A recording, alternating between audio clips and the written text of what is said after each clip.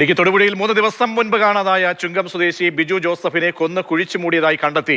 ഗോഡൌണിലെ മാലിന്യക്കുഴിയിലെ മാൻഹോളിൽ നിന്നാണ് മൃതദേഹം കണ്ടെത്തിയത്. ബിജുവിന്റെ ബിസിനസ് പങ്കാളി തൊടുപുഴ സ്വദേശി ജോമോൻ ഉൾപ്പെടെ 4 പേരെ പോലീസ് അറസ്റ്റ് ചെയ്തു.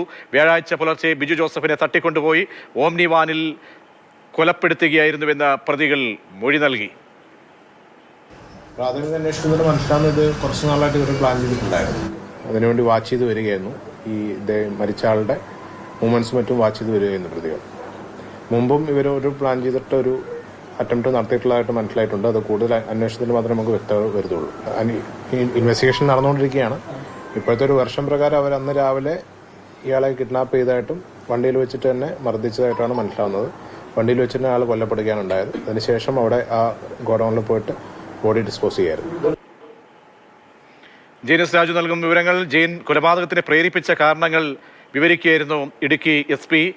പ്രതികളെ ഇപ്പോൾ എവിടേക്കാണ് എത്തിച്ചിട്ടുള്ളത്? മൃതദേഹം മറ്റ് നടപടികൾക്കായി കൊണ്ടുപോയോ? പോസ്റ്റ്മോർട്ടം റിപ്പോർട്ട് നടപടികൾ ഉൾപ്പെടെ പൂർത്തിയായോ? എന്തൊക്കെയാണ് വിവരങ്ങൾ? പ്രജീഷ്, എല്ലാ നടപടികളും പൂർത്തിയാക്കി. ഇനി ഈ കേസുമായി ബന്ധപ്പെട്ട പ്രധാന പ്രതികളുടെ അറസ്റ്റ് രേഖപ്പെടുത്തുന്ന നടപടികളാണ് പുരോഗമിച്ചുകൊണ്ടിരിക്കുന്നത്. ഇപ്പോൾ പ്രതികളെ മെഡിക്കൽ എടുക്കുന്നതിന് വേണ്ടി പുറത്തേക്ക് കൊണ്ടുപോയിരിക്കുകയാണ്.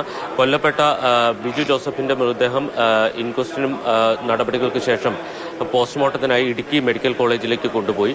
ഇനി ഈ കേസുമായി ബന്ധപ്പെട്ട് വിശദമായിട്ടുള്ള പരിശോധനയാണ് പൂർത്തിയാക്കേണ്ടത്. ഈ കേസിൽ 4 പ്രതികളെ ആണുള്ളത്. ഇതിൽ 4 പേരും പോലീസിന്റെ കസ്റ്റഡിയിലുണ്ട്. ഇതിൽ 3 പേർ തൊടുപുഴ പോലീസ് സ്റ്റേഷനിലും ഒരാൾ കാപ്പ കേസിൽ റിമാൻഡിലുമാണ്. ഇതിൽ 1-ാം പ്രതി ജോമോനാണ് കൊട്ടേഷൻ നൽകിയത്. 2-ാം പ്രതിയായിട്ടുള്ളത് ആഷിഖ്. ഇയാൾ കാപ്പ കേസിലടക്കം നിരവധി ക്രിമിനൽ കേസുകളിൽ പ്രതിയാണ്. അതോടൊപ്പം തന്നെ മുഹമ്മദ് അസ്ലം, അതോടൊപ്പം തന്നെ ജോമി. ഇതിൽ ജോമി എന്ന് പറയുന്നയാൾ ഈ 1-ാം പ്രതിയായിട്ടുള്ള ജോമോന്റെ സഹായിയാണ് എന്നുള്ളതാണ് പോലീസ് നൽകുന്ന വിവരം. ആസൂത്രിതമായി നടന്ന ഒരു കൊലപാതകം എന്ന തരത്തിലാണ് പോലീസ് ഇക്കാര്യങ്ങൾ വിശദീകരിക്കുന്നത്. അതായത് ഇതിനു മുമ്പും ഇത്തരത്തിൽ ബിജുവിനെ തട്ടിക്കൊണ്ടുപോയി കൊലപ്പെടുത്താൻ ശ്രമിച്ചിരുന്നു. അന്ന് പരാജയപ്പെടുകയായിരുന്നു. വ്യാഴാഴ്ച ആ ദൗത്യം വീണ്ടും വിജയകരമായി പൂർത്തിയാക്കുകയാണ് സംഘം ചെയ്തത് എന്നുള്ളതാണ് പോലീസ് നൽകുന്ന വിവരം. പ്രജീഷ്. ശരി, ജെയിനാണ് വിവരങ്ങൾ നൽകിയത്. നാടിനെ നടുക്കിയ കൊലപാതകത്തിൽ മൃതദേഹം കണ്ടെത്തി. പ്രതികൾ കസ്റ്റഡിയിലാണ്. അറസ്റ്റ് ഉടൻ രേഖപ്പെടുത്തും. പോസ്റ്റ്മോർട്ടം നടപടികളടക്കം പൂർത്തിയാക്കി.